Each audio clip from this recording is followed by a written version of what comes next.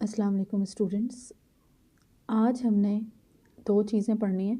एक तो आप ऑलरेडी पढ़ चुके हैं, अम, जो हमने पढ़ा था कि किस तरह हम थ्योरेटिकल मॉडल और इकोनोमेट्रिक मॉडल बनाते हैं। तो उसके अंदर हमने पढ़ा था कि उसमें वेरिएबल्स होते हैं, उनको हम डिफ़ाइन करते हैं। तो as a dependent variable, as explanatory variable यानी इंडिपेंडेंट वेरिएबल हम लेते हैं। अच्छा, तीसरा उसमें था एक कंट्रोल वेरिएबल जो आपकी आउटलाइन में, ठीक है। कंट्रोल वेरिएबल जो है उसके बारे में आपके पास डिटेल्स नहीं थी, तो इसका ये पीडीएफ लेक्चर मैं आपको भी शेयर भी कर दूंगी। सबसे पहले हम इसको डिस्कस कर लेते हैं। Control variable is a variable that held constant or accounted for to isolate the relationship between the independent and dependent variable। मतलब ये कि ये वेरिएबल जो है इसे हम कांस्टेंट रखते हैं, और इसकी मौजूदगी जो है वो वाइसनेस कम कर देती है, रिलायबिलिटी जो है उसको बढ़ा देती है किसी भी एम्पिरिकल मॉडल में, कॉजल इन्फ्रेंसेस में। यानी जो इंडिपेंडेंट और डिपेंडेंट वेरिएबल का जो रिलेशनशिप होता है उसे रिफाइन कर देता है ये, ठीक है। लेकिन इसकी मौजूदगी, मगर ऐसे हम कांस्टेंट लेते हैं ताकि ये इफेक्ट ना कर सके। मिसाल के तौर पे इन्फ्लेशन रेट, जब हम इंटरेस्ट रेट का इन्वेस्टमेंट पर इम्पेक्ट देख रहे होते हैं तो इन्फ्लेशन को एज ए कंट्रोल वेरिएबल हम यूज़ करते हैं, क्योंकि इन्फ्लेशन का इम्पेक्ट जो है इंटरेस्ट रेट के साथ भी है और इन्वेस्टमेंट के साथ भी। बिल्कुल इसी तरह से जीडीपी ग्रोथ है, जब हम फॉरेन डायरेक्ट इन्वेस्टमेंट का इम्पेक्ट एम्प्लॉयमेंट पे देख रहे होते हैं तो जीडीपी ग्रोथ को हम कंट्रोल वेरिएबल लेते हैं, क्योंकि ये ओवरऑल इकोनॉमिक परफॉर्मेंस को रिप्रेजेंट करता है। और आपको पता है कि जो एम्प्लॉयमेंट है उसका भी और इन्वेस्टमेंट का जो रिलेशनशिप है, अगर हम देखें तो वो ग्रोथ से इफ़ेक्ट होता है। तीसरा वेरिएबल है गवर्नमेंट एक्सपेंडिचर। गवर्नमेंट एक्सपेंडिचर की जब हम बात कर रहे हैं तो टैक्स पॉलिसीज़, फिस्कल पॉलिसी जैसे होती है हमारी, उसमें टैक्स पॉलिसीज़ का इफ़ेक्ट अगर हम प्राइवेट कंजम्पशन पे देख रहे हैं तो गवर्नमेंट स्पेंडिंग को कंट्रोल कैसे करते हैं हम, किस लिए करते हैं, ताकि हम फिस्कल पॉलिसी के इफ़ेक्ट्स जो हैं वो अलग-अलग देख सकें कि अगर हम टैक्स को as a fiscal policy tool use कर रहे हैं और उसका इम्पैक्ट देखना चाहते हैं प्राइवेट कंजम्पशन पे, तो हम गवर्नमेंट एक्सपेंडिचर्स को कंट्रोल करेंगे। क्यों? क्योंकि एट ए टाइम अगर हम गवर्नमेंट एक्सपेंडिचर का भी इम्पैक्ट आ जाएगा, टैक्सेस का भी आ जाएगा, तो ओवरऑल जो हमारे पास कंजम्पशन के ऊपर इम्पैक्ट आएगा वो फिर सिंगल टैक्स का इम्पैक्ट नहीं होगा। तो इसलिए हम इसे कंट्रोल वेरिएबल के तौर पे लेते हैं।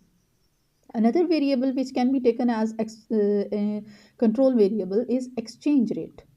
अच्छा, अगर हम ट्रेड बैलेंस की स्टडीज़ कर रहे हैं, ठीक है, जैसे बैलेंस ऑफ ट्रेड है या बैलेंस ऑफ पेमेंट है, तो एक्सचेंज रेट्स को की फ्लक्चुएशंस को कंट्रोल किया जाता है ताकि जो ट्रेड पॉलिसीज़ हैं उनका इम्पेक्ट देखा जा सके बैलेंस ऑफ ट्रेड पे।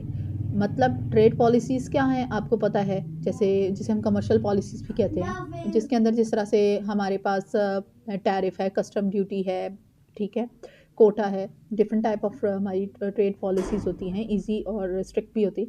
तो उसमें हम एक्सचेंज रेट फ्लक्चुएशंस को कंट्रोल करके इम्पैक्ट देख सकते हैं ट्रेड पॉलिसीज़ का अपनी बैलेंस ऑफ ट्रेड पे। Another variable as an example of the control variable is labor force participation rate। Labour force participation rate control variable हम कब लेते हैं, जब हम इन्वेस्टिगेट कर रहे होते हैं impact of automation on unemployment. तो हम इसे देखते हैं कि चूँकि चेंजेस आ रही होती हैं लेबर मार्केट में, तो लेबर फोर्स पार्टिसिपेशन का इफ़ेक्ट आ सकता है इसमें, तो इसको आइसोलेट करने के लिए हम कंट्रोल वेरिएबल के तौर पे इस्तेमाल करते हैं। Another one is gross capital formation.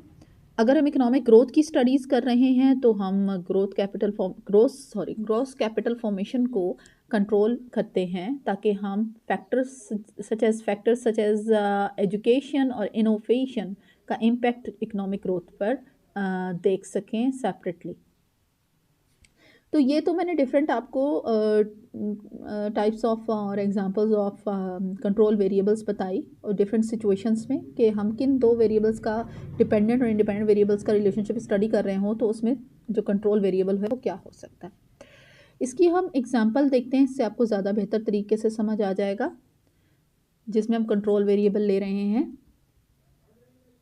यहाँ पे हम कंसिडर कर रहे हैं panel ARDL model, auto regressive distributed lag model. और पैनल क्यों है कि इसमें हमारे पास पैनल डाटा को हम देख रहे हैं, और इम्पैक्ट हम देख रहे हैं अनएम्प्लॉयमेंट का GDP ग्रोथ पे, और इसमें हम इन्फ्लेशन रेट और गवर्नमेंट एक्सपेंडिचर को एज ए कंट्रोल वेरिएबल लेंगे। तो मॉडल की स्पेसिफिकेशंस में अगर आप देखें तो मॉडल हमारे पास जो लिखा हुआ आ रहा है GDP that is government growth, जो हमारी GDP ग्रोथ है, और अनएम्प्लॉयमेंट इज वन वेरिएबल β1 के साथ, β2 के साथ इन्फ्लेशन रेट, एंड β3 के साथ गवर्नमेंट एक्सपेंडिचर। तो ये सारे हमने ले लिए। इसमें हमारे पास डिपेंडेंट वेरिएबल है growth, GDP growth, independent variable है अनएम्प्लॉयमेंट रेट, और 2 कंट्रोल वेरिएबल्स हैं हमारे पास, inflation rate and government expenditures. और एरर टर्म आपको पता है कि वो इकोनोमेट्रिक मॉडल में आती है। अच्छा, कंट्रोल वेरिएबल हम क्यों इस्तेमाल करते हैं? यहाँ पे एग्जांपल में अगर हम देखें तो high inflation can distort economic growth, ठीक है, और impact both the GDP growth and unemployment. तो अगर हम इसको कंट्रोल करेंगे तो इससे जो बायस्ड रिजल्ट्स हमारे पास नहीं आएंगे। और इसी तरह से गवर्नमेंट एक्सपेंडिचर्स जो हैं, इनका भी इम्पैक्ट GDP ग्रोथ पे भी होता है डायरेक्टली, और अनएम्प्लॉयमेंट पे भी होता है। तो अगर हम इसे कंट्रोल वेरिएबल के तौर पे लेंगे तो फिर हम आइसोलेट कर सकते हैं अनएम्प्लॉयमेंट और GDP के रिलेशनशिप को, सेपरेटली हम डिस्कस कर सकते हैं, डायरेक्ट उसका इम्पैक्ट उस पर एस्टिमेट कर सकते हैं। तो होप सो आप लोगों को समझ आ गई होगी कि कंट्रोल वेरिएबल्स क्या होते हैं। ऐसे वेरिएबल्स जिन्हें हम डिपेंडेंट और इंडिपेंडेंट वेरिएबल के दरमियान रिलेशनशिप को सेपरेटली डिस्कस करने के लिए या एस्टिमेट करने के लिए कंट्रोल वेरिएबल के तौर पे लेते हैं, यानी कंट्रोल करते हैं, कांस्टेंट लेते हैं, क्योंकि वो डायरेक्टली दोनों वेरिएबल्स को इम्पेक्ट कर सकते हैं। और इससे हमारे पास जो 2 वेरिएबल्स हैं, इंडिपेंडेंट और डिपेंडेंट वेरिएबल, उनका जो आपसी रिलेशनशिप है उसका बायस्ड रिजल्ट्स आ सकते हैं। तो इसको फिर हम कंट्रोल करते हैं ताकि हम क्लियरली आइडेंटिफाई कर सकें the type of relationship between dependent and independent variable, ठीक है। तो ये PDF भी मैं आपको ग्रुप में शेयर कर देती हूँ। अच्छा, दूसरी चीज़ जो है, एक छोटा सा टॉपिक हमने पढ़ा था यहाँ पे, अगर आप चैप्टर नंबर 3 पे वापस आएँ, अपना जो डिफाइनिंग द प्रॉब्लम है, जो बुक मैंने आपको शेयर की हुई है रिसर्च मेथड्स की, पेज नंबर 37 पे लास्ट पैराग्राफ में अगर आप जाएँ, सेकेंडरी डाटा, कि सेकेंडरी डाटा जो हमने कलेक्ट करना होता है, आपने आउटलाइन में देखा होगा यहाँ पे कि कलेक्शन ऑफ सेकेंडरी डाटा का एक टॉपिक है, पहले आउटलाइन का जो पहला पार्ट है उसके अंदर। तो उसके लिए आपने यहाँ से पढ़ना है, पेज नंबर 37 है, चैप्टर नंबर 3, इसका लास्ट पैराग्राफ अगर आप देखें तो जो भी हम डाटा लेते हैं एग्जिस्टिंग सोर्सेज से, उसको हम कहते हैं सेकेंडरी डाटा। एग्जिस्टिंग सोर्सेज मतलब the data has already been collected by someone else for some other purpose and your study requirements meet the same data set. तो फिर आपको नया डाटा कलेक्ट करने की ज़रूरत नहीं होती, ऑलरेडी कलेक्टेड डाटा सेट को आप यूज़ कर सकते हैं अपनी ज़रूरत पूरी करने के लिए रिसर्च की। तो ऐसे डाटा सेट को हम सेकेंडरी डाटा सेट कहते हैं, इसको हम सेकेंड हैंड इंफॉर्मेशन भी कहते हैं। और इसको कलेक्शन का जो पर्पज़ होता है वो नहीं होता जो आपके रिसर्च का पर्पज़ है, बेसिकली किसी और ने किसी और मकसद के लिए डाटा कलेक्ट किया होता है, लेकिन बाय चांस वो आपकी रिक्वायरमेंट्स को मीट कर रहा होता है, तो आप भी उस डाटा सेट को अपने रिसर्च वर्क के लिए यूज़ कर सकते हैं। और इसका फ़ायदा ये होता है कि आपके टाइम, एफर्ट एंड मनी बच जाती है नए सिरे से डाटा कलेक्ट करने पर। तो जो सेकेंडरी सोर्सेज हैं डाटा की, वो स्टैटिस्टिकल बुलेटिन्स हो सकती हैं, गवर्नमेंट की पब्लिकेशंस हो सकती हैं, published unpublished information available from either with in और आउटसाइड द ऑर्गेनाइजेशन, यानी किसी अगर ऑर्गेनाइजेशन का आप डाटा ले रहे हैं, कंपनी की वेबसाइट्स अगर आप किसी कंपनी पर रिसर्च कर रहे हैं, और इंटरनेट सोर्सेज भी हो सकते हैं। Nature and value of the secondary data जब हम लेते हैं तो हमें एवेल्युएट करनी ज़रूरी होती है कि हम देखें कि टाइप ऑफ डाटा क्या है और उसकी वर्थ क्या है। तो इसके लिए की criteria for evaluating the secondary data, अगर आप देखें पेज नंबर 38 पे है, तो यहाँ पे इसको हम गो थ्रू करेंगे कि अगर आप सेकेंडरी डाटा चूज़ कर रहे हैं तो you are not going to take any type of data you are is available to you, बल्कि आप उसकी क्वालिटी पहले चेक करेंगे, इवेल्युएट करेंगे कि आपको ये लेना भी है या नहीं, ये सूट करता है या नहीं सूट करता। तो उसके लिए सबसे पहली चीज़ हम देखते हैं timelines of the data. The question is when were the data collected, means data up to date होना चाहिए।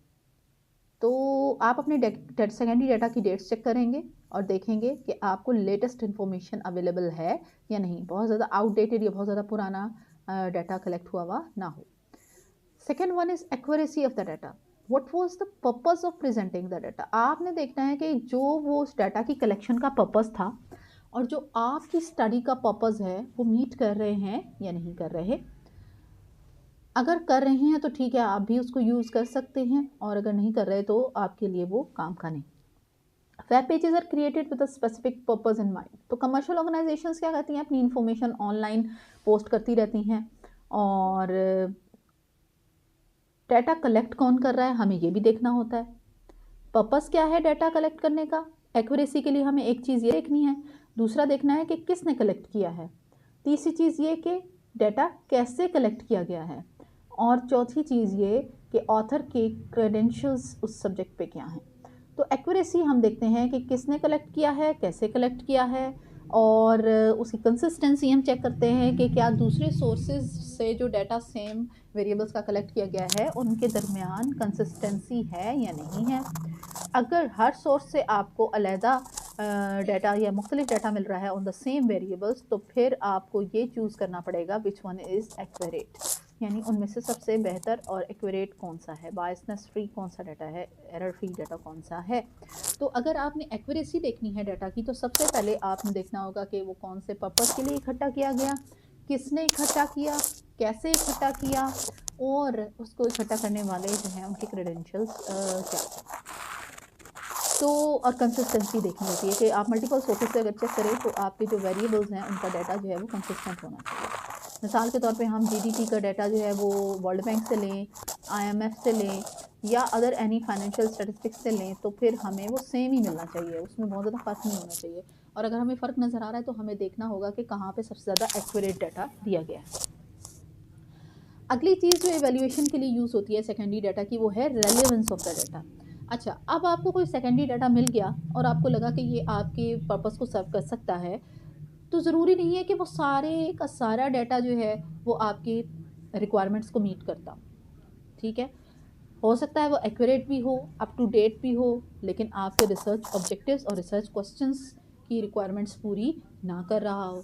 तो आपको हर हर स्टेप पे ये चीज़ चेक करनी होती है कि आपका जो डाटा है, जो आप सेकेंडरी डाटा ले रहे हैं, वो आपकी रिसर्च ऑब्जेक्टिव्स और रिसर्च क्वेश्चंस की रिक्वायरमेंट्स को मीट कर रहा हो। Another way to evaluate the secondary data is the cost of the data. यानी जाहिर है हर बार ऐसे नहीं होता कि आपको फ्री ऑफ कॉस्ट डाटा मिल जाए, समटाइम्स आपको डाटा बाय करना पड़ता है और उसके लिए आपको कॉस्ट पे करनी पड़ती है। तो फिर आपको ये देखना पड़ता है कि जो बेनिफिट्स हैं उस डाटा के, वो आपकी कॉस्ट से ज़्यादा होने चाहिए। अगर कॉस्ट ज़्यादा है तो, और आप अगर कोई और डाटा खुद से कलेक्ट करें और उसकी कॉस्ट कम आ रही है, तो it's better to collect your own data. Otherwise आप अगर लो कॉस्ट पड़ रहा है तो आप वही डाटा चूज़ कर लेंगे। तो इससे हमें पता चलता है कि आपकी कॉस्ट के मुकाबले में अगर बेनिफिट्स ज़्यादा हैं तो फिर आप उस सेकेंडरी डाटा को पे खर्चा कर देंगे। और अगर आपकी कॉस्ट सेकेंडरी डाटा पे ज़्यादा आ रही है और आप चेक करेंगे कि क्या प्राइमरी डाटा कलेक्ट करने पे अगर आपकी कॉस्ट कम आ रही है, तो you will go for the primary data. ठीक है, तो जो प्राइमरी डाटा है, सेकेंडरी डाटा है, वो बहुत ज़्यादा हेल्पफुल होता है रिसर्च प्रोसेस की अर्ली स्टेजेस में। लेकिन समटाइम्स हमें ऐसे भी होता है कि हमें सेकेंड हैंड इंफॉर्मेशन से हमारा ये मसला हल नहीं हो रहा होता। जब हम एवेल्यूएशंस करते हैं इन तमाम क्राइटेरियाज के थ्रू, तो फिर हमें पता चलता है कि क्या ये सूट कर रहा है, सेकेंडरी डाटा अवेलेबल जो है हमें, या नहीं सूट कर रहा। अगर नहीं सूट कर रहा तो फिर हम अदर सोर्सेज की तरफ जाते हैं, other methods of data collection की तरफ जाते हैं, which are called primary data. ठीक है, यानी हम खुद से डाटा कलेक्ट करते हैं, चाहे इंटरव्यू करें, ऑब्जर्वेशन से करें, क्वेश्चनर्स के ज़रिए, सर्वे के ज़रिए करें। तो वो फर्स्ट हैंड इन्फॉर्मेशन होती है जिसको पहले इस्तेमाल नहीं किया गया होता किसी भी पर्पज़ के लिए, और उसको मैनिपुलेट नहीं किया गया होता, उसको एनालाइज नहीं किया गया होता, बल्कि वो रॉ इन्फॉर्मेशन होती है जो आप खुद इकट्ठी करते हैं, वे उसको डाटा एंट्री करते हैं, उसके बाद उसको एरर फ्री करते हैं, उस मिसिंग डाटा रिमूव करते हैं, उसके बाद आप उसको उस फॉर्म में लेकर आते हैं जो आपके लिए सूटेबल फॉर्म है फॉर एस्टिमेशन पर्पस। ठीक है, तो